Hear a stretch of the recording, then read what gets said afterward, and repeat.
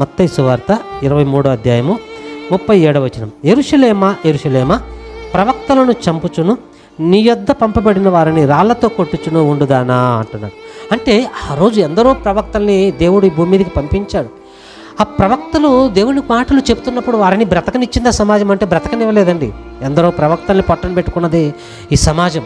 ఎందుకంటే అంత కర్కశంగా మారారు మనుషులు. మంచి చెప్పినప్పుడు ఎవరు కూడా వినేవాళ్ళు కాదు. ప్రియమైన దేవుని పిల్లరా, ఇది నాటి నుంచి నేటి వరకు జరుగుతున్న ఒక క్రియ.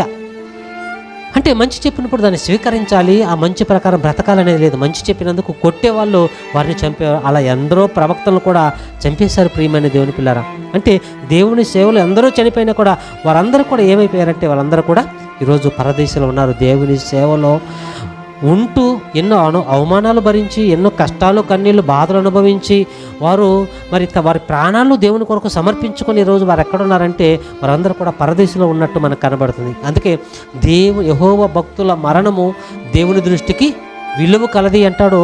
కీర్తనల గ్రంథం 116:15 ఏమంటాడంటే, యెహోవా భక్తుల మరణము ఆయన దృష్టికి విలువ కలది అంటాడు. అంటే ఎంతరో ప్రవక్తలు వచ్చిన వారందరినీ చంపేస్తుంటే వారందరూ కూడా ఆ మరణాన్ని స్వీకరించారు. అబ్బా, ప్రభు పనిలో మేము మరణిస్తే చాలు అనుకున్నారు పిల్లలు. అంటే ఎంత ధన్యత వారికి దక్కిందో ఆలోచించండి.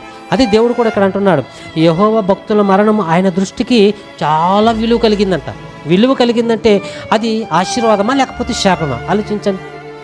దేవుని కొరకు బ్రతుకుతున్నప్పుడు నీకు వచ్చి ఏ బాధ అయినా కావచ్చు, ఏ అనారోగ్యమైనా కావచ్చు, లేకపోతే చావే రాని మరణమే ఎదురైన, ఇందాక పాట పాడుకున్నాం, మరణమే ఎదురైనా ఏ రూపంలో అది ఉన్నా, అంటే మరణం ఎదురైతే ఏ రూపంలో ఆ మరణం వచ్చినా కూడా ఆ మరణాన్ని ఒకరోజు మనం జయిస్తే ఖచ్చితంగా మనం కూడా ధన్యులవుతాము.